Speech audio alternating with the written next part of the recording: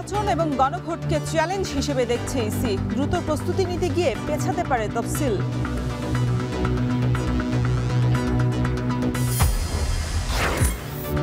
জাতীয় নির্বাচনের ballot paper ছাপাতে 914 ton কাগজ কিনছে ইসি। কর্ণফুলী পেপার মিলে গেছে চাহিদাপত্র। দেশে 71% মৃত্যুই ডায়াবেটিস, ক্যান্সারের মতো অসংক্রামক রোগের কারণে। নিরাপদ খাদ্য বিধিমালা সহ আইন প্রণয়নের তাগিদ।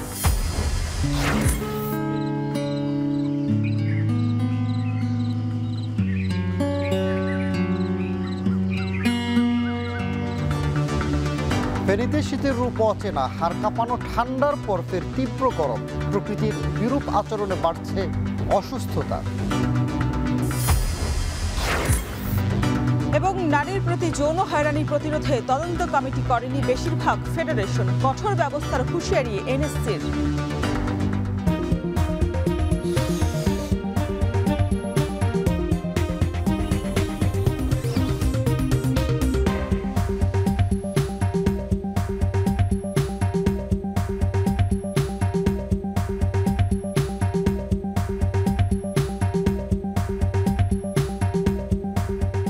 স্বাগত। এখন সকালে পুরো আয়োজনে আপনাদের সঙ্গে আছি আমরা দুজন, আমি শরীফ রওশন, আমি সানিম রিধা। একই দিনে জাতীয় নির্বাচন এবং গণভোটের আয়োজনকে চ্যালেঞ্জ হিসেবে দেখছে নির্বাচন কমিশন। যদিও এই চ্যালেঞ্জ মাথায় নিয়ে গণভোটের পরিকল্পনা ও প্রস্তুতি নেওয়া শুরু করে দিয়েছে ইসি। তবে বিশ্লেষকরা মনে করেন গণভোটের প্রস্তুতি নিতে গিয়ে পেছাতে পারে সংসদ নির্বাচনের তফসিল। বিস্তারিত মিয়া বিরলের প্রতিবেদনে।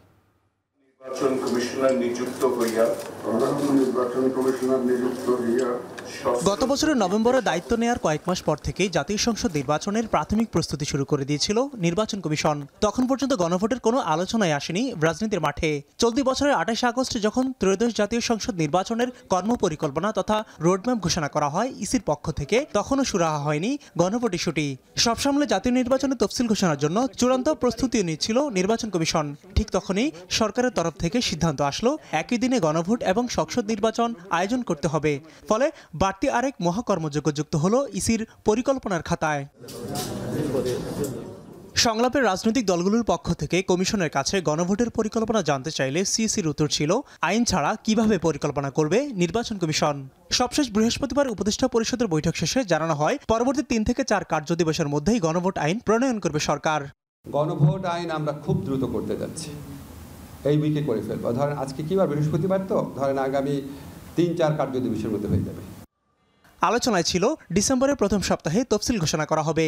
বিশ্লেষকরা বলছেন নির্বাচনের সাথে গণভোটের প্রস্তুতি নিতে গিয়ে বাড়তি চাপে পড়বে ইসি, যার প্রভাবে পেছাতে পারে সংসদ নির্বাচনের তফসিল। একই দিনে গণভোট আয়োজনের ক্ষেত্রে তার বাড়তি যে প্রস্তুতিগুলো, সেই প্রস্তুতিগুলো নিতে যদি সময় লাগে, অবশ্যই এটা তফসিলে প্রভাব পড়ার মতো বিষয়। সেটা হয়তো অনেক বেশি সময় না, কিন্তু 2-1 দিন, 2-4 দিন, 5 দিন সময় বেশি লাগতেই পারে। কমিশনও বলছে জাতীয় নির্বাচনের দিনই গণভোট আয়োজন তাদের জন্য বড় চ্যালেঞ্জ। তবে এই আয়োজনকে বাড়তি দায়িত্ব ধরে গণভোটের জন্য প্রস্তুতি নেওয়া হচ্ছে বলে জানান ইসি সচিব। একই দিনে গণভোট এবং জাতীয় নির্বাচন হবে, তার প্রস্তুতির জন্য আমাদেরকে আরও কিছু বাড়তি কাজ করতে হবে এবং আমরা এইটাও একটা চ্যালেঞ্জ। সবটাই মানে নির্বাচন এবং নির্বাচনের গেজেট প্রকাশ না হওয়া পর্যন্ত সব কাজই আমাদের চ্যালেঞ্জ এবং আমরা উইথ টপ মোস্ট প্রায়োরিটি নিয়ে সবগুলো কাজ করি। বিশ্লেষকরা মনে করেন সংসদ নির্বাচনের পাশাপাশি গণভোটে ভোটারদের আগ্রহী করে তুলতে আইন শৃঙ্খলা পরিস্থিতি ঠিক রাখতে হবে। এর জন্য প্রয়োজন সরকার ও রাজনৈতিক দলগুলোর সমন্বিত উদ্যোগ। একই দিনে ভোট দিতে হয়, তার উৎসাহটা আরও বেড়ে যাবে, তার ইম্পর্টেন্সটা সে ফিল করবে যে এবার যে আমি 2টো ভোট দিচ্ছি, একটা হানা দেশের ভালোর জন্য একটা কিছু করতে যাচ্ছি, আর একটা আমার পার্সোনাল যে রিপ্রেজেন্টেটিভ সেই কাজটা করতে যাচ্ছি। 12.5 কোটি মানুষের জন্য ভোটের ব্যবস্থা করা, এটা কিন্তু বিশাল একটা কর্মযজ্ঞ। এখন যারা বর্তমানে এই কাজের মধ্যে আছে তারা কিন্তু গণভোটের মধ্যে কোনোদিন ইলেকশন করেনি বলতে গেলে, কারণ 35 বছর আগে যে নিয়োগ পেয়েছে সেও রিটায়ারমেন্টে চলে যাওয়ার পথে, আর মাঝখানে গণভোট হয়নি। জাতির কাছে প্রতিশ্রুতির অংশ হিসাবে আস্থার জায়গা ঠিক রেখে আইন অনুযায়ী সব ধরনের পদক্ষেপ নেওয়া হবে বলে জানিয়েছেন নির্বাচন কমিশন সচিব। আপনি এতদিন ভোট দিতে পারেননি, সে সুযোগটা পেয়েছেন। মিয়া আমিরুল, এখন, ঢাকা। এটা নির্বাচনের ব্যালট পেপার ছাপানোর জন্য 914 টন কাগজ কিনছে ইসি। এসব কাগজের বাজার মূল্য প্রায় 11 কোটি টাকা। ইতোমধ্যেই কাগজ সরবরাহের জন্য রাষ্ট্রায়ত্ত কাগজ কল রাঙামাটির Karnaphuli paper mills limited KPM কর্তৃপক্ষকে পাঠিয়েছে চাহিদাপত্র। নির্দিষ্ট সময়ের মধ্যে কাগজ সরবরাহ করতে পুরো দমে কাজ করছে মিল কর্তৃপক্ষ। আগামী জানুয়ারির মধ্যেই কয়েক ধাপে সরবরাহ সম্পন্ন হবে কাগজ। জিয়াউর রহমান জুয়েলের প্রতিবেদনে দেখুন বিস্তারিত। দরজায় কড়া নাড়ছে জাতীয় সংসদ নির্বাচন। সব ঠিকঠাক থাকলে 2026 সালের ফেব্রুয়ারির প্রথমার্ধে অনুষ্ঠিত হবে দেশের ইতিহাসে ভুল কাঙ্ক্ষিত এই নির্বাচন। ইতিমধ্যে অন্তর্বর্তী সরকারের প্রধান উপদেষ্টা অধ্যাপক ডক্টর মোহাম্মদ ইউনূস ঘোষণা দিয়েছেন সুষ্ঠু, শান্তিপূর্ণ ও উৎসবমুখর পরিবেশে নির্বাচন অনুষ্ঠানের। একটি উৎসবমুখর জাতীয় নির্বাচনের দিকে জাতি এগিয়ে যাবে। এর মাধ্যমে আমরা নতুন বাংলাদেশে প্রবেশ করব। নির্বাচনকে ঘিরে সরকার, নির্বাচন কমিশন ও রাজনৈতিক দলগুলো নিতে শুরু করেছে ব্যাপক প্রস্তুতি। এরই মধ্যে নির্বাচনের মূল উপকরণ ব্যালট পেপার প্রস্তুতের উদ্যোগ নিয়েছে নির্বাচন কমিশন। ব্যালট পেপার ছাপানোর জন্য 914 মেট্রিক টন কাগজ কিনছে নির্বাচন কমিশন। ইতিমধ্যে কাগজ সরবরাহের জন্য রাষ্ট্রায়ত্ত কাগজ কল রাঙামাটির Karnaphuli paper mills limited KPM কর্তৃপক্ষের কাছে পাঠিয়েছে চাহিদাপত্র। নির্দিষ্ট সময়ের মধ্যে কাগজ সরবরাহ করতে পুরোদমে কাজ করছে মিল কর্তৃপক্ষ। আগামীর গণতান্ত্রিক বাংলাদেশ নির্মাণের জাতীয় এমন আয়োজনে সম্পৃক্ত হতে পেরে উচ্ছ্বসিত মিলের শ্রমিক কর্মচারীরা। ব্যালট পেপার দিয়ে যে কোনো নির্বাচনের অনুষ্ঠান করতে পারবে, তাহলে আমাদের কাজের গতি বাড়বে, আমাদের উৎপাদনও বাড়বে। অতীতে নির্বাচন কমিশনে আমাদের এই পেপার মিল থেকে কাগজগুলো নেওয়া হয়েছে। এখনো বর্তমানে যে নির্বাচন কমিশন আছে এরা নিতেছে। নির্বাচন কমিশন বা এনসিটিভি যারা যে সমস্ত সরকারি সংস্থাগুলি আমাদের থেকে কাগজ নেয়, আমি আহ্বান করব তারা আরও বেশি করে কাগজ না, এই কাগজ নিলে আমাদের মিলটা রক্ষা হবে। এরই মধ্যে প্রথম ধাপে 178 মেট্রিক টন কাগজ সরবরাহ করা হয়েছে।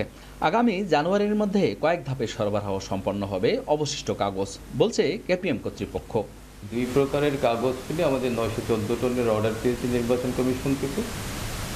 আমরা ইতিমধ্যে 178 টনের মতো সরবরাহ করেছি এবং বাকিগুলা পর্যায়ক্রমে আমরা এই জানুয়ারির মধ্যেই সরবরাহ দেওয়ার জন্য সব রকমের পরিকল্পনা কেপিএম কর্তৃক ইতিমধ্যে গৃহীত হয়েছে।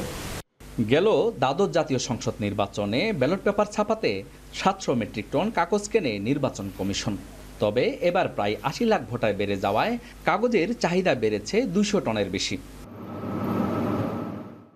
জিয়াউর রহমান জুয়েল, এখন রাঙামাটি। দিন দিনই নীরব ঘাতক হয়ে উঠছে ডায়াবেটিস, ক্যান্সার, হৃদরোগ, মানসিক সমস্যা সহ নানা অসংক্রামক রোগ।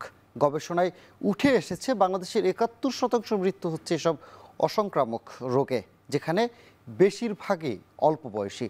চিকিৎসকরা বলছেন বর্তমানে হার্টের সমস্যা নিয়ে কম বয়সী রোগী পাচ্ছেন প্রতি 4 জনে 1 জন, যাদের অধিকাংশের বয়স 30-এর মধ্যে। বিস্তারিত মেহরিন এনির প্রতিবেদনে।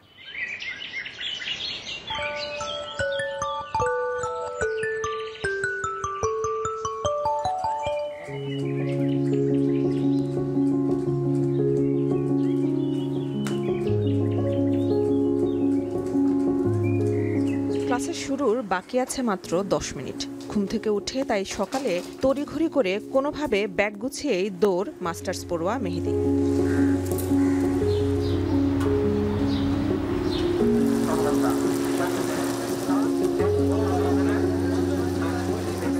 ক্লাস যখন শেষ হলো তখন সকাল গড়িয়ে দুপুর। বিশ্ববিদ্যালয় জীবনের প্রায় প্রতিদিনের সকালই শুরু হয় এভাবে নাস্তা ছাড়াই। এরপর সকাল আর দুপুর মিলিয়ে যে খাওয়াটা পেটে পড়ে সেটাও বাইরের ভাজা পোড়া বা রুটি কলা। ফলে গ্যাস্ট্রিক, মাথা ব্যথা, ঘুম না হওয়া আর শরীর দুর্বলতা তার নিত্যসঙ্গী। সকালে অনেক সকালে ক্লাস থাকে, এই কারণে সকালে খাওয়ার ওইভাবে সময় পাওয়া যায় না। দুপুরে খাওয়ার সময় একবার এই খাবারগুলো মজা লাগে, এই কারণে এইগুলোই খাচ্ছি। এইভাবেই চলতেছে আমার সার্কেল।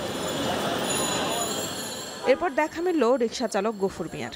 ভোরবেলা কাজের তাগিদে বের হলেও খরচ বাঁচাতে বসে পড়েন রাস্তার পাশের দোকানে, যেখানে অস্বাস্থ্যকর পরিবেশের সাথে খাবারে ধুলোবালি ফ্রিতে পাওয়া যায়। যে টাকা রুজি করি এই টাকাতে আমাদের সংসার চলে না, তারপরও অনেক কষ্ট করে খেয়ে বাবু বাচ্চা বা আমার ওয়াইফের জন্য পাঠাতে হয়, সংসারে পাঠাতে হয়।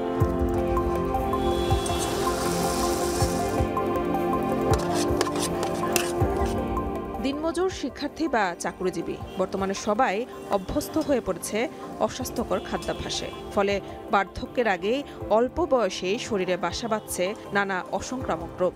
রেগুলার খাবার মেনটেন করা হয় না, তখন দেখা যায় যে আমাদের কর্মক্ষমতার জন্য যেটুকু শক্তি দরকার ওইটা আমি পাচ্ছি না। বুক জ্বালাপোড়া করে, কিছুটা মাথা ব্যথাও করে, আর শারীরিক অস্বস্তি ভোগ করে আর কি। ফার্মেসির দোকানগুলোতে গিয়ে দেখা গেল আগের চেয়ে কয়েক গুণ বেড়েছে এসব রোগের ওষুধের বিক্রি। এক দোকানে 20-30 জন পেশেন্ট পায় শুধু লিভারের ওষুধ। আগে ছিল গ্যাস্ট্রিক থেকে গ্যাস্ট্রো লিভারের সমস্যা হয়ে গেছে। হাই প্রেশার আর ডায়াবেটিস এগুলো তো আপনি আছে, এগুলো রেগুলার আসছে। স্ট্রোক, লিভার এবং কিডনিজনিত সমস্যা এখন আর শুধু বয়সের রোগ নয়। চিকিৎসকরা বলছেন বর্তমানে হার্টের সমস্যা নিয়ে কম বয়সী রোগী পাচ্ছেন প্রতি 4 জনে 1 জন, যাদের অধিকাংশের বয়স 30-এর মধ্যে। হসপিটালে প্রতি 3 থেকে 4 জনের ভিতরে কিন্তু একজনের বয়স দেখাচ্ছে আন্ডার 30, যেটা কিন্তু আমাদের দেশের জন্য খুবই অ্যালার্মিং। মেন যে রিজনটা হচ্ছে যে একটা ব্যাড লাইফস্টাইল বা আনহেলদি লাইফস্টাইল। ট্রিটমেন্ট নিতে অনেক সময় ইয়াং এজরা অনেক ডিলে করে, ফলশ্রুতির ভিতরে এদের মৃত্যুর হারও বেশি দেখা যায়। একজন প্রাপ্তবয়স্ক মানুষের জন্য 7 ঘন্টা মিনিমাম ঘুম হচ্ছে ম্যান্ডেটরি। খাদ্যাভ্যাসের টাইম ঠিক করেন এবং যতটা পারেন বাসায় খাওয়ার, বাসার তৈরি খাবারটা ফ্রেশ খাবারে অভ্যস্ত হন।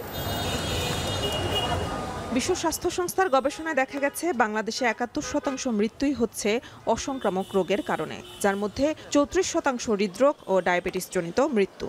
এছাড়া এনসিডি স্টেপস সার্ভে 2022 অনুযায়ী 37% মানুষ খাবারের সঙ্গে লবণ গ্রহণ করে এবং 13% মানুষ মাত্রাতিরিক্ত লবণযুক্ত ফাস্টফুড খেয়ে থাকে, যা রক্ত সঞ্চালন প্রক্রিয়া ও স্নায়ুতন্ত্রের উপর চাপ ফেলে বাড়াচ্ছে মৃত্যু ঝুঁকি। স্বাস্থ্য গবেষকরা বলছেন স্বাস্থ্য নিয়ে সচেতনতা বাড়ছে না, তাই স্বাস্থ্যের প্রতি যত্নশীল হওয়ার পাশাপাশি দরকার নিরাপদ খাদ্যের বিধিমালা সহ আইন প্রণয়ন ও বাস্তবায়ন। পারিবারিক যে টেস্ট ডেভেলপ করে ওঠে সেটা পরিবর্তন করাটা একটু কঠিনই। যদি আপনি একান্তই চেষ্টা না করেন, ব্যক্তিগতভাবে সচেতন হবেন, কিন্তু এই যে প্রসেস ফুড যেগুলো আছে সেগুলোর মধ্যে যেন লবণ কম দেওয়া হয় সেজন্য আইন করতে হবে। অসংক্রামক রোগ নিয়ন্ত্রণে সরকার দ্রুত পদক্ষেপ না নিলে অল্প বয়সে মৃত্যুর হার বাড়বে, কমবে কর্মক্ষম মানুষের সংখ্যা, যা ভবিষ্যতে দেশের অর্থনীতিতে নেতিবাচক প্রভাব ফেলবে বলে মত বিশেষজ্ঞদের। দেশে অসংক্রামক রোগের লড়াই দিন দিনই কঠিন হচ্ছে। বিশ্বে প্রতি 2 সেকেন্ডে 1 জন মারা যাচ্ছে অসংক্রামক রোগের কারণে। কর্মব্যস্ত জীবনে আমরা প্রতিদিনই ঝুঁকে পড়ছি প্রক্রিয়াজাত খাবার, অতিরিক্ত লবণ, চিনি এবং অস্বাস্থ্যকর খাবারের দিকে। ফলে ঝুঁকি বাড়ছে এসব অসংক্রামক রোগের। এসব থেকে বাঁচতে পারিবারিক সচেতনতার পাশাপাশি খাদ্যের নিরাপত্তা ও মান নিয়ন্ত্রণে জাতীয় নীতিমালা তৈরির পরামর্শ বিশেষজ্ঞদের। মেহরিন অ্যানি, এখন ঢাকা। প্রকৃতিতে শীতকাল মানেই জমে ওঠে উৎসব, পিঠা পুলির আর লেপ কাঁথার মৌসুম। তবে দেশের দক্ষিণ পূর্বাঞ্চলের জনপদ ফেনীতে শীতের রূপ যেন একেবারেই আলাদা। কয়েকদিনের হাড় কাঁপানো শীতের পর আবার তীব্র গরম। জলবায়ুর এই পরিবর্তনে হারিয়ে যাচ্ছে শীতের পরিচিত আমেজও। প্রকৃতির এই বিরূপ আচরণে বাড়ে অসুস্থতার পরিমাণও। সোলেমান ডালিমের প্রতিবেদন, ক্যামেরায় ছিলেন দুলাল তালুকদার।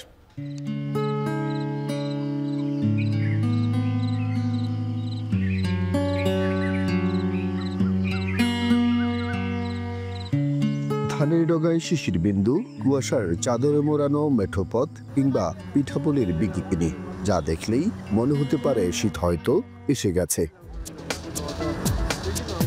কিন্তু না, ভোর আর দিনরাতের তাপমাত্রার ফারাক বিস্তর করে শীতল হলেও বেলা বাড়তে বাড়তেই প্রখর রোদে হাসপাস চারপাশ।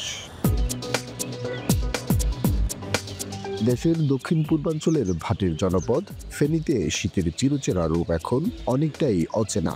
শীতের অনুষঙ্গ সবই আছে, কিন্তু শীত কি আছে আগের মতো? আগের শীতটা যথাসময় আসতো, যেমন ঘড়ির কাঁটার মতো করেই আমাদের উপবৃত্তাকারে যেভাবে আমাদের পৃথিবীটা সূর্যকে চারিদিকে পরিভ্রমণ করতেছে, তো ঋতুটা সেভাবে পাল্টাতো। কিন্তু বর্তমান যেই অবকাঠামো, আমাদের নগরায়ন, সূর্যের যে তাপ পড়ে এটা শোষণ ধরে রাখে এবং সন্ধ্যার পর থেকে যে ছাড়ে, এইসব বিভিন্ন কারণে শীত এখন বিলম্বিত হয়ে গেছে। দেখা যাচ্ছে সন্ধ্যার পর থেকে কুয়াশা পড়ে, রাতে খুব ঠান্ডা লাগে, কেউ দিনের বেলা খুব গরম। এই গরমের কারণে যেমনিতে ছোট শিশুদের, বড় বৃদ্ধদের রোগ ব্যাধিতে আক্রান্ত হচ্ছে। আগে প্রথম পুষ মাস থেকে আপনার মনে করেন শীতগুলো কড়াভাবে পড়তো, এখন অগ্রহণ মাসেও আপনার শীতগুলো পড়তেছে না। এখন মনে করেন এখন কার্তিক মাসেগুলো মনে করেন মোটামুটি হালকা ধরনের শীত পড়তেছে। সকালে কুয়াশা আর দিন দুপুরে গরমের এই বৈরিতায় সহজেই অসুস্থ হয়ে পড়ছে মানুষ। বিশেষ করে শিশু ও বৃদ্ধরা ভুগছেন সর্দি, জ্বর, ডায়রিয়া, শ্বাসকষ্ট সহ নানা রোগে। ভোরবেলা কুয়াশা পড়ে, তারপর রাত্রে গভীর রাত্রে ঠান্ডা, মাঝরাতে ঠান্ডা, রাতের শুরুতে গরম পড়ে। ঠান্ডা গরমে মিশ্রিত হয়ে বাচ্চাদের এই সমস্যাগুলো হতেছে আর কি। ঠান্ডা গরম যে চেঞ্জ হতেছে, এটার কারণে আপনার গরম হয়েছে কি, প্রথমে একটু কাশি হয়েছিল। কাশি হওয়ার পরে আমি একটা ওষুধ খাওয়াইছি, কিন্তু ওটা কাজ হচ্ছে না।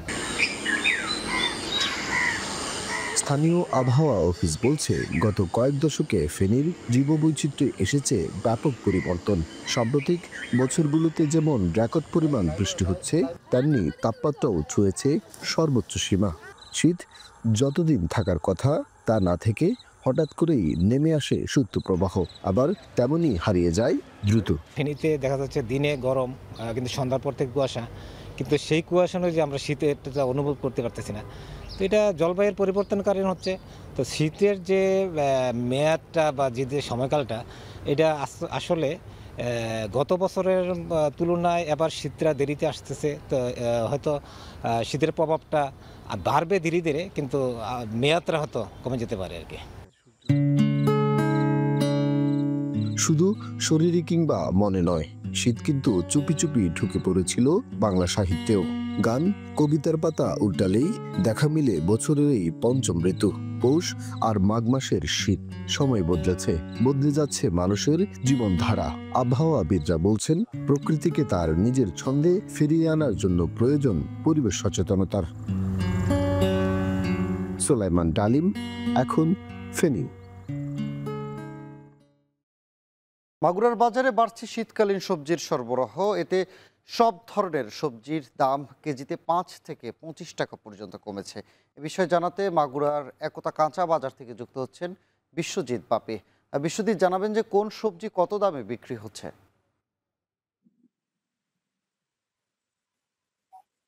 ছানি ভোর থেকেই মাগুরার যে এই বড় সবজি বাজারটিতে এখানে কিন্তু যে কৃষকরা তাদের উৎপাদিত সবজি নিয়ে আসছে, এবং এখান থেকেই 4টি উপজেলা সহ পার্শ্ববর্তী বিভিন্ন এলাকার যে খুচরা ব্যবসায়ীরা, তারা কিন্তু এই সবজি নিয়ে বিক্রি করে।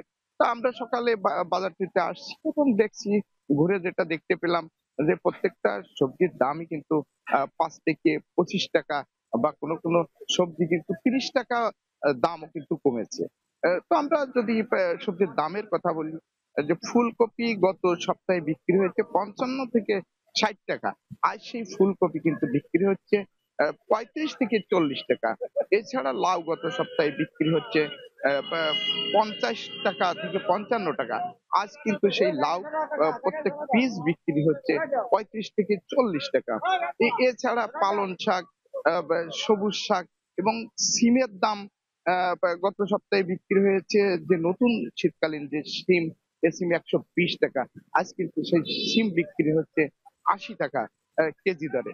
এছাড়া প্রত্যেকটা সবজিতেই কিন্তু দাম কিন্তু বেশ কমতে শুরু করেছে, আর এই দাম কমার কারণে কিন্তু ক্রেতাদের কিছুটা মুখে কিছুটা স্বস্তি ফিরেছে। তো আর এই বাজারে সব থেকে যে বড় বিষয় হলো যে যেটা ক্রেতা পর্যায়ে যেটা অভিযোগ আসছে, তারা পাইকারি পর্যায়ে যে দামে সবজি বিক্রি হয়, তার থেকে কিন্তু খুচরা পর্যায়ে যে সেই সবজির দাম বেশ চড়া দামে বিক্রি হয়। এবং আপনি একটু জানিয়ে রাখি যে এই বাজারটি মাগুরায় যে প্রত্যেক দিন এখান থেকে 30 থেকে 40 টন সবজি এখান থেকে দেশের বিভিন্ন এলাকায় কিন্তু যায়। তো সবকিছু মিলিয়ে সকাল থেকেই আমরা যেটা দেখতে পাচ্ছি, মাগুরায় সবজির দাম কম রয়েছে, এবং প্রত্যেকটা সবজিতে 5 থেকে 25 টাকা দাম কম বিক্রি হচ্ছে। এই ছিল মাগুরা যে একতা কাঁচা বাজার থেকে সবজির সর্বশেষ। মাগুরা থেকে সবজির দরদাম জানাচ্ছিলেন সহকর্মী বিশ্বজিৎ বাপি। একসময় শিশুদের হাসি খুশির কোলাহলে মুখর ছিল মানিকগঞ্জ শহরের একমাত্র শিশু পার্ক, কিন্তু এখন সেখানে নীরবতা, ভাঙা দোলনা আর মরিচা ধরা রাইডের স্তব্ধতা। ঝোপ ঝাড়ে ঢেকে যাওয়া পার্কটি পরিণত হয়েছে মাদক সেবীদের আড্ডাখানায়। অথচ এই পার্কই ছিল শহরের শিশুদের একমাত্র বিনোদন কেন্দ্র। অযত্ন আর অবহেলায় হারিয়ে যাওয়া সেই পার্কের বর্তমান চিত্রই তুলে ধরেছেন আসাদুজ্জামান। 2007 সালে জেলা প্রশাসনের উদ্যোগে প্রায় 1 একর জমির উপর নির্মিত হয় মানিকগঞ্জের শিশু পার্ক। রক্ষণাবেক্ষণের অভাবে 2012 সালে পরিত্যক্ত হয়ে পড়ে পার্কটি। 2017 সালে পার্কটি সংস্কার করা হলেও করোনার পর ফের হয়েছে জরাজীর্ণ। বৈদ্যুতিক ট্রেন মরিচা পড়ে অচল, দোলনা ও স্লিপার নষ্ট হয়ে পড়ে আছে মাটিতে। রং উঠে নষ্ট ডাইনোসর, বাঘ, ভাল্লুকের প্রতিকৃতিগুলো। বসার জায়গাগুলোর চারপাশে নোংরা ও ঝোপঝাড়ে ভরা। মাদক সেবীদের আড্ডাখানায় পরিণত হয়েছে পার্কটি। পার্কের যে অবস্থা, ঘোরাফেরার একটু জায়গা নাই, জায়গায় জায়গায় গন্ধ, মশা। টয়লেট বন্ধ, আর এখানে হাঁটার কোনো পরিবেশ নাই। বাচ্চা কাচ্চারা আসে, তারাও তো খেলাধুলা করে, পরিবেশ নাই এখানে। জঙ্গলে ভরে গেছে, মশা, আবর্জনা, নোংরা পরিবেশ। এভাবে আসলে ছেলেরা খেলাধুলা করতে পারে না। এটা সন্ধ্যার পরে আসলে মাদকের আড্ডা শুরু হয় মাদক সেবীদের জন্য। অস্বাস্থ্যকর পরিবেশ, এখানে বিনোদন তো আসলে হবে না, উল্টা দেখা যেতে আরো স্বাস্থ্য ঝুঁকির সম্ভাবনা রয়েছে। এদিকে নতুন করে একটি আধুনিক শিশু পার্ক নির্মাণের কথা জানালেন জেলা প্রশাসক। কিছুদিনের মধ্যে এটা পরিষ্কার পরিচ্ছন্ন করে ব্যবহার উপযোগী করব। পাশাপাশি আমরা শহর থেকে একটু দূরে আমরা 7 একর সরকারি খাস জমি উদ্ধার করেছি। সেই জায়গায় আমরা কিছু কাজও করেছি। আরও আমরা এই কাজটা এগিয়ে নিয়ে গিয়ে মানুষের চিত্ত বিনোদন এবং ফিজিক্যাল অ্যাক্টিভিটির জন্য একটা ব্যবস্থা করে দিব। নতুন পার্কটি দ্রুত নির্মাণ করা গেলে জেলা শহরের শিশুদের জন্য তৈরি হবে নিরাপদ বিনোদন কেন্দ্র। আসাদুজ্জামান, এখন মানিকগঞ্জ। অক্টোবর মাসের শেষে অসময়ে টানা বৃষ্টিতে শিরপুরে ক্ষতিগ্রস্ত হয় রোপা আমন আবাদ। তাই বৈরী আবহাওয়া থেকে ফসল রক্ষা করতে পাকা ও আধা পাকা ধান কাটা শুরু করে কৃষক। কৃষি বিভাগ জানিয়েছে নভেম্বরের শেষ ভাগ পর্যন্ত 40% ধান কাটা হয়েছে। শেরপুর থেকে জাহিদুল খান সৌরভের প্রতিবেদন। চলতি মৌসুমে শেরপুরে উপসি জাতের রূপা আমন ধান কাটা ও মারাই শুরু হয় মাঠে মাঠে ব্যস্ত কৃষক। এই বছর আশানুরূপ ফলন হওয়ার পরও অনেক কৃষকের মুখে নেই হাসি। অক্টোবরের শেষ সপ্তাহে টানা 3 দিনের বৃষ্টিতে জেলার 50 হেক্টরেরও বেশি জমির আমন আবাদ ক্ষতিগ্রস্ত হয়। অসময়ের বৃষ্টিতে পানির নিচে তলিয়ে যায় অনেক নিচু জমির ধান। ফলন বিপর্যয় ঠেকাতে আগে ভাগে শুরু হয় ধান কাটা। এরই মধ্যে জেলার প্রায় 40 ভাগ ধান কাটা হয়ে গেছে। এতে প্রত্যাশা মতো ফলন পাওয়া নিয়ে শঙ্কায় কৃষক। কারণ ধান খেতে পানি বেজে গেছে, আবার ধান বৃষ্টি হলে ধানটা পড়ে গেলে পচে যাবো, কাঁচা আধা ভাই, এই কারণে আমার লস হলেও কাটে হারা বাধ্যতামূলক। এইভাবে আমাদের ফসল অনেক নষ্ট। বৃষ্টি বাদলে আমাদের বয়সেও এরকম বৃষ্টি হয় নাই। ধান নষ্ট হয়ে যাইতেছে, ধান গেজা হয়ে পড়ছে এবং নাড়া পচে গেছে। এখন আমাদের নিজেরও খাবার নষ্ট, আর গরুও মনে খাইতে পারবে না। ধানের রঙ নষ্ট হয়ে গেছে গা, এখন আপনার কি দামে যে বেচবো এটা কোনো ঠিক ঠিকানা নাই। ফলন বিপর্যয় ঠেকাতে আগে ভাগেই ধান কাটার পরামর্শ দেয় কৃষি বিভাগ। পাশাপাশি ক্ষতিগ্রস্তদের সহায়তার কথা জানান কৃষি কর্মকর্তারা।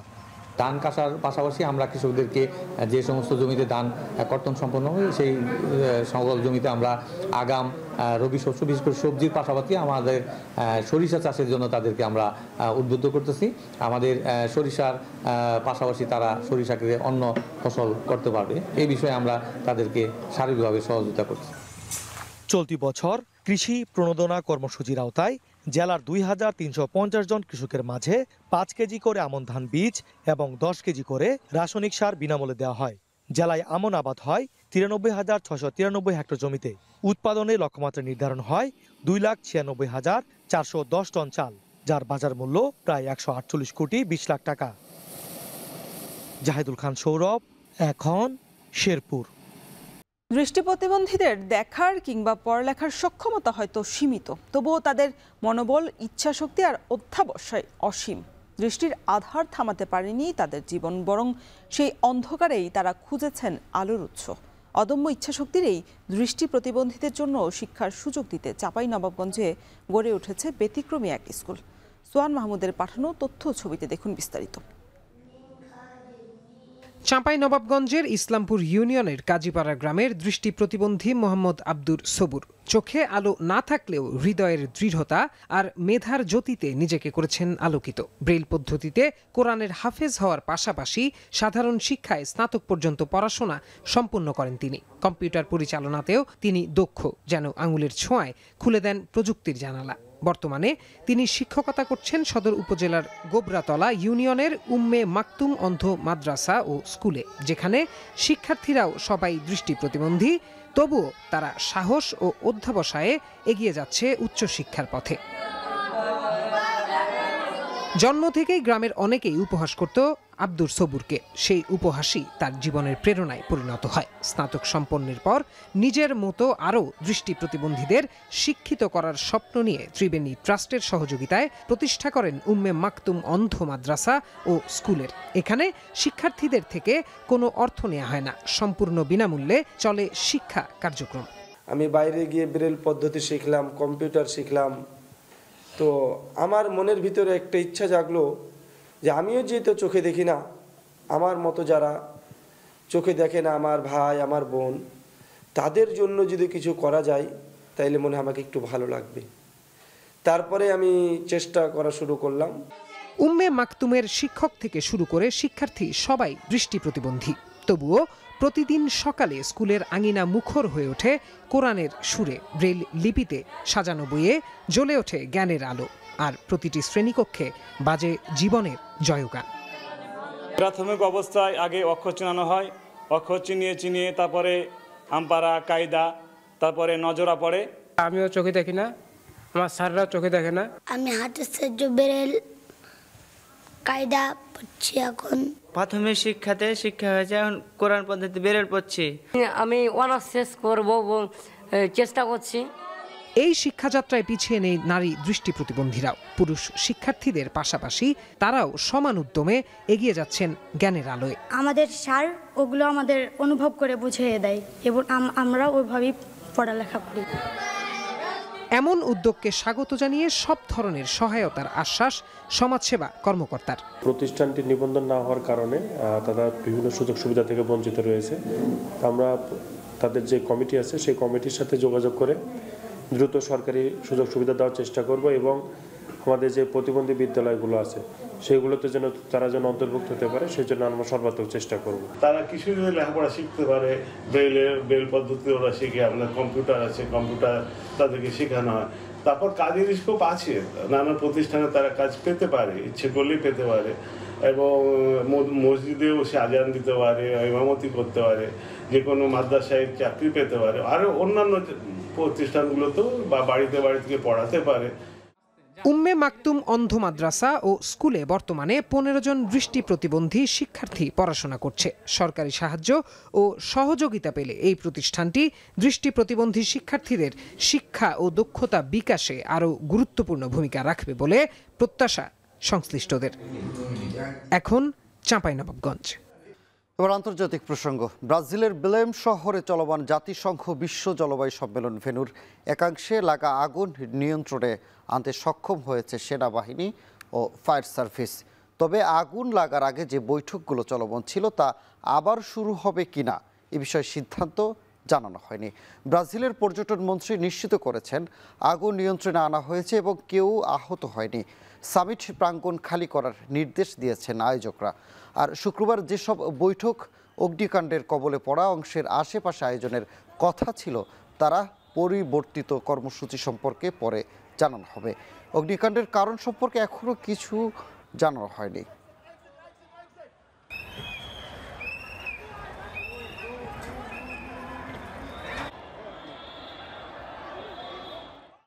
তাইওয়ান ইস্যুতে জাপান এবং চীনের মধ্যে উত্তেজনা তুঙ্গে। বেজিংয়ের একের পর এক কূটনৈতিক এবং বাণিজ্যিক নিষেধাজ্ঞায় বিপাকে পড়েছে টোকিও।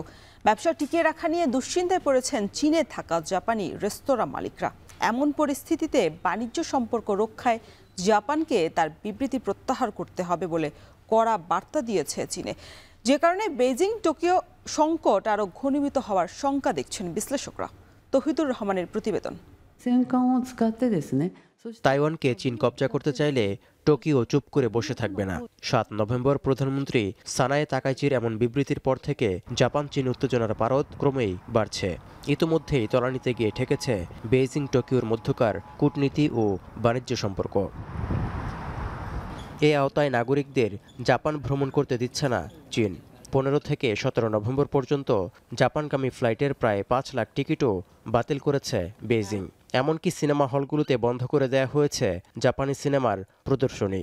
এছাড়া জাপান থেকে সামুদ্রিক খাবার আমদানিতে আবারও নিষেধাজ্ঞার হুমকি দিয়েছে চীন। এমন পরিস্থিতিতে চীনে থাকা জাপানি রেস্তোরাঁর মালিকরা বেশ উদ্বিগ্ন হয়ে পড়েছেন। হুমকিতে জাপানের পর্যটন খাত। もっともっと大きな問題でお客さん来なくなったり、それからもっとひどいこともあるし、それ以前に魚釣り中でですね、いろいろそういう外交上の日本と中国の緊張状態というのは何回か経験しましたけども、やはりその一般の人たち。এমন সংকটের মধ্যে বৃহস্পতিবার মধ্যাহ্নভোজে জাপানি খাবার খেয়ে দেশটির প্রতি সমর্থন জানিয়েছেন তাইওয়ানের প্রেসিডেন্ট লাই চিংতে। অন্যদিকে তাইওয়ান ইস্যুতে জাপানের দেয়া বিবৃতি প্রত্যাহার করে বাণিজ্য সম্পর্ক রক্ষার আহ্বান জানিয়েছে চীনের বাণিজ্য মন্ত্রণালয়। না হলে জাপানকে পরিণতি ভোগ করতে হবে বলে হুঁশিয়ারও করা হয়েছে। 日本首相高市早苗公然发表涉台错误言论，从根本上损害中日关系政治基础。 对双方经贸交流合作。এখন বড় প্রশ্ন হলো চীনের হুমকিতে সম্পর্ক স্বাভাবিক করতে কি তাইওয়ানের পাশ থেকে সরে দাঁড়াবে জাপান? বিশ্লেষকরা মনে করছেন জাপান চীন কূটনৈতিক উত্তেজনা সবেমাত্র শুরু হয়েছে। I think we're just starting. China is just starting in terms of the pressure that it's going to put on Japan, and the question is, how will other countries respond to, for example, Chinese tourists not coming to Japan? Many friends of Japan have already started booking trips to Japan to try and make up for the Chinese not coming. We're going to see Japan try to diversify its markets to other states. 1895 সাল থেকে 1945 সালে দ্বিতীয় বিশ্বযুদ্ধের শেষ পর্যন্ত Taiwan শাসন করেছিল Japan. এরপর থেকে চীন তাইওয়ানকে নিজেদের অংশ বলে দাবি করে আসায় অস্তিত্বের জন্য হুমকি হিসেবে দেখে আসছে টোকিও। জাপান মনে করে তাইওয়ানকে পুরোপুরি কবজায় নিতে পারলে তাদেরও নিশানা বানাবে বেইজিং। তৌহিদুর রহমান, এখন বিশ্ব। এদিকে ডিসেম্বরের আসন্ন সাধারণ নির্বাচনের আগে বেসামরিক নাগরিকদের উপর চড়াও জান্তা বাহিনী। পূর্বাঞ্চলীয় কয়েক রাজ্যের বাসিন্দাদের উপর নির্বিচারে বিমান হামলা চালাচ্ছে সেনাবাহিনী। একে যুদ্ধাপরাধ হিসেবে উল্লেখ করে প্রতিবেদন প্রকাশ করেছে দক্ষিণ এশীয় মানবাধিকার সংগঠন ফোর্টিফাই রাইটস। আরও জানাচ্ছেন সতীর্থ কর্মকার। 2021 ফেব্রুয়ারিতে সামরিক অভ্যুত্থানের পর আগামী মাসে প্রথম সাধারণ নির্বাচন আয়োজন করতে যাচ্ছে মিয়ানমারের জান্তা সরকার। এরই মধ্যে একাধিক গণমাধ্যম ও নির্বাচন পর্যবেক্ষক সংস্থা ডিসেম্বরে অনুষ্ঠিতব্য নির্বাচনের গ্রহণযোগ্যতা নিয়ে প্রশ্ন তুলছে। বিপরীতে বিরোধী দলগুলোকে সব দিক দিয়ে চাপে রেখে এই নির্বাচনকে সার্থক করে তোলার জন্য একের পর এক বিদেশ সফরে যাচ্ছেন মিয়ানমারের জান্তা প্রধান। আদায় করার চেষ্টা করছেন আন্তর্জাতিক সমর্থন। অনেক মহলেই প্রশ্নবিদ্ধ এই নির্বাচন আয়োজনের আগে এবার মিয়ানমারের জান্তা সরকারের বিরুদ্ধে যুদ্ধাপরাধের অভিযোগ এনেছে দক্ষিণ এশীয় মানবাধিকার সংগঠন ফোর্টিফাই রাইটস। অলাভজনক এই সংস্থার 24 পৃষ্ঠার প্রতিবেদনে দাবি করা হচ্ছে, নির্বাচনের মাত্র কয়েক সপ্তাহ আগে পূর্বাঞ্চলীয় কাইন রাজ্য ও এর সীমান্তে অবস্থিত স্কুল, গির্জা, স্বাস্থ্যকেন্দ্র, এমনকি শরণার্থী শিবির লক্ষ্য করে উদ্দেশ্য প্রণোদিতভাবে আক্রমণ চালাচ্ছে জান্তা সেনারা। চলতি বছরের জুন থেকে সেপ্টেম্বর পর্যন্ত জান্তা সেনাদের অন্তত 12টি হামলায় প্রাণ গেছে অর্ধশত নাগরিকের। ফোর্টিফাই রাইটসের প্রতিবেদনে আরও বলা হচ্ছে, বিদ্রোহীদের দমনের নামে জান্তা সরকারের এই আচরণের যৌক্তিকতা আন্তর্জাতিক মহলের সামনে পরিষ্কার হওয়া প্রয়োজন। একাধিক মানবাধিকার সংস্থার দাবি, এ অবস্থায় জাতিসংঘের নিরাপত্তা পরিষদ এবং জাতিসংঘের সদস্য রাষ্ট্রগুলোর উচিত মিয়ানমারের জান্তা সরকারকে চাপে রাখতে দেশটিতে অস্ত্র ও জ্বালানি রপ্তানি বন্ধে নিষেধাজ্ঞা আরোপ করা। এছাড়া আসন্ন নির্বাচনকে কোনোভাবেই স্বীকৃতি না দেওয়ার প্রস্তাব তাদের। ফোর্টিফাই রাইটসের প্রতিবেদনে স্পষ্ট ভাষায় অভিযোগ করা হচ্ছে, যেখানে রাজনৈতিক বিরোধীদের উপর চলমান নিপীড়ন, আটক ও দেশজুড়ে পরিকল্পিত হত্যাকাণ্ড চলছে, সেখানে ডিসেম্বরের নির্বাচন কোনোভাবেই গ্রহণযোগ্যতা পেতে পারে না। এর আগে দেশটিতে সবশেষ নির্বাচন অনুষ্ঠিত হয়েছিল 2020-এর নভেম্বরে। 2021-এর ফেব্রুয়ারিতে অং সান সুচির নির্বাচিত সরকারকে উৎখাতের পর সেনাপ্রধান মিন অং হ্লাইং ক্ষমতা গ্রহণ করে মিয়ানমারে জরুরি অবস্থা জারি করেন। এরপর দেশটিতে শুরু হওয়া গণবিক্ষোভ রূপ নেয় সশস্ত্র সংঘাতে। আসন্ন ডিসেম্বরে নির্বাচন আয়োজন করে দেশে গণতন্ত্র ফেরানোর প্রতিশ্রুতি দিয়েছিলেন সেনাপ্রধান। সতীর্থ কর্মকার, এখন বিশ্ব। এবার খেলার প্রসঙ্গ। নারীদের যৌন হয়রানির প্রতিরোধের অভিযোগে এনএসসির নির্দেশনায় বেশিরভাগ ফেডারেশনই করেনি তদন্ত কমিটি গঠন। ক্রীড়া পরিষদ 1 সপ্তাহ সময় বেঁধে দিলেও পূর্ণাঙ্গ কমিটির নাম জমা দিয়েছে মাত্র 7 ফেডারেশন। নির্দেশনা অমান্য করায় ফেডারেশনগুলোর বিরুদ্ধে কঠোর ব্যবস্থা নেওয়া হবে বলে জানিয়েছেন সংস্থাটির নির্বাহী পরিচালক। এদিকে এনএসসির পাঠানো চিঠি পায়নি বলে দাবি শুটিং ফেডারেশনের সাধারণ সম্পাদকের। বিস্তারিত জানাচ্ছেন শরীফ রোশন।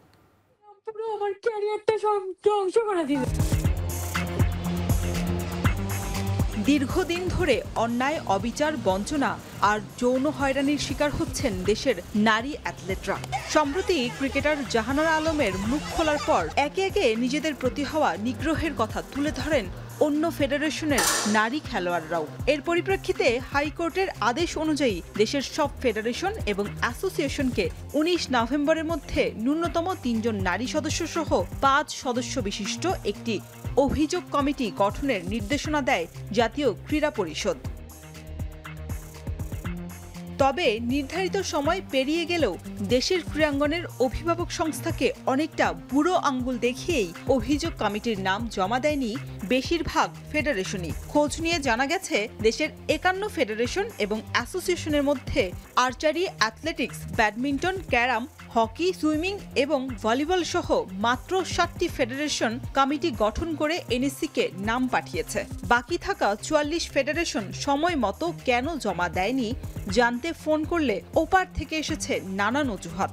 আর যৌন হয়রানি সহ অ্যাডহক কমিটি নিয়ে সবচেয়ে বিতর্কিত শুটিং ফেডারেশন তো জানেই না এনএসসির এই চিঠির খবর। এরকম কোন নোটিশ তো আমরা পাইনি।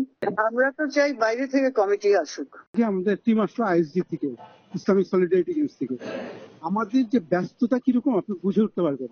কমিটি তো করব, করে আবার ওটা করতে হবে, পোস্ট ফ্যাক্টর অ্যাপ্রুভাল হয়তো ইসিতে নিয়ে নেব। বাট প্রেসিডেন্টকে একটু নলেজে দেখে আমি বলবো। তো প্রেসিডেন্ট ছিল না, কালকে উনি বিদেশে ছিল, কালকে রাতে ফিরেছে। তো কাবাডি ওয়ার্ল্ড কাপ চলতেছে বাংলাদেশে, প্রচন্ড চাপে আছি খেলা নিয়ে, অ্যারেঞ্জমেন্ট নিয়ে। তো আমি আমার অফিসিয়ালকে বলেছি অলরেডি করার জন্য, চিঠি আসার পরে আমরা মার্ক করে দিয়েছি, ওনারা কাজ করছেন। তবে ক্যামেরার সামনে অকপটেই নিজেদের দোষ স্বীকার করেছেন হ্যান্ডবল ফেডারেশনের সাধারণ সম্পাদক। সময় নিয়ে কমিটি গঠন করতে চান বলে জানান এই কর্তা। এই একটা কমিটি হুটহাট করে করার মতো কমিটি না। এখানে অনেক জাস্টিফিকেশন আছে, অনেক পরীক্ষিত ব্যাপার আছে, ভরসার লোক দরকার আছে, কিছুটা ল্যাকিংস আমাদের আছে। যেহেতু আমাদের মাদার অর্গানাইজেশন আমাদেরকে চিঠিটা দিচ্ছে, আমরা এটার জন্য, কারণ আমরা সময়টা বাড়ানোর জন্য বলি নাই বা আমাদেরকে একটু কিছুটাই বলি নাই, সেটা আমরা বলবো। আমরা হয়তো একটু সময় নেওয়ার জন্য হয়তো রোববার আমরা একটা চিঠি দিব, এবং এমনি ভারবালি একটু কথা বলছি। তো কথা তো কিছু না, মুখী কথা তো অফিসিয়াল হয় না, তো আমরা একটু লিখিত চিঠি দিব, আমরা 15 দিন সময় চাবো। এটা তো সেনসিটিভ ইস্যু। এদিকে ক্রীড়া পরিষদের নির্দেশনা অমান্য করা ফেডারেশনগুলোর বিরুদ্ধে কঠোর ব্যবস্থা নেওয়া হবে বলে এখন টেলিভিশনকে জানিয়েছেন সংস্থাটির নির্বাহী পরিচালক নজরুল ইসলাম। ফেডারেশনগুলোর কমিটির পাশাপাশি গঠন হবে এনএসসিরও নিরপেক্ষ অভিযোগ কমিটি। যার কারণে দেরি হচ্ছে সেই কমিটির লোক আমরা চেঞ্জ করে দিতে পারি। আমাদের ঊর্ধ্বতন কর্তৃপক্ষের সাথে আমরা আলাপ করে আমাদের আসলে এই বিষয়ে আমাদের উপদেষ্টা মহোদয়, আমাদের সচিব মহোদয় আমাদেরকে কঠোর নির্দেশ দিয়েছেন। ওর তো অনেকগুলো আছে। তবে ফেডারেশন কর্তারা অভিযোগ কমিটিতে থাকায় এর স্বচ্ছতা নিয়ে প্রশ্ন তুলেছেন অনেক খেলোয়াড়রাই। বিকজ তাদের কমিটি থেকে যদি তারা 5 সদস্যের একটা কমিটি করে, তাহলে পয়েন্ট কি? তাদের বডি থেকে আরেকটা মিনিয়েচার আসতেছে, সেখানে কমপ্লেন দিলে লাভটা কোথায়? কমপ্লেন তো মেইন বডিতে। ক্রীড়াঙ্গনে নারীদের দাপট ক্রমশই বাড়ছে। আন্তর্জাতিক অঙ্গনেও সুনাম কুড়াচ্ছেন এদেশের দামাল কন্যারা। অথচ কিছু নিপীড়কের লালসার কাছে থমকে যেতে হচ্ছে অনেককেই। তবে ঠিক সেই সময় অন্ধকার থেকে আলোর পথ খুঁজতে যখন ব্যস্ত এনএসসি, ঠিক তার বিপরীতে ফেডারেশনগুলোর এমন আচরণ বেশ অবাক করার মতো। তবে দিন শেষে নারীদের ক্রীড়াঙ্গনের পথ চলা মসৃণ করতে ক্রীড়া সংগঠক থেকে এনএসসি সবারই সক্রিয় ভূমিকায় দেখতে চান দেশের অ্যাথলেটরা। শরীফ রওশন, এখন ঢাকা। শেষ করছে এখন সকাল। তার আগে শিরোনামগুলো আরও একবার। একদিনের নির্বাচন এবং গণভোটকে চ্যালেঞ্জ হিসেবে দেখছে ইসি, দ্রুতই প্রস্তুতি নিতে গিয়ে পেছাতে পারে তফসিল।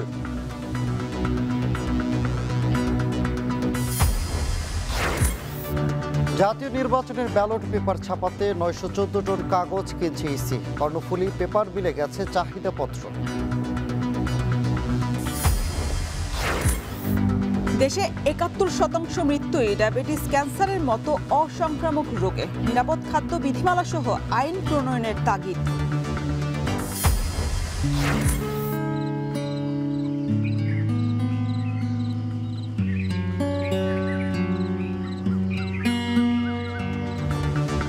ফেনীতে শীতের রূপ অচেনা, হাড় কাঁপানো, ঠান্ডার পর ফের তীব্র গরম। প্রকৃতির বিরূপ আচরণে বাড়ছে অসুস্থতা। এবং নারীর যৌন হয়রানি প্রতিরোধে তদন্ত কমিটি করেনি বেশিরভাগ ফেডারেশনই, কঠোর ব্যবস্থার হুঁশিয়ারি এনএসসির।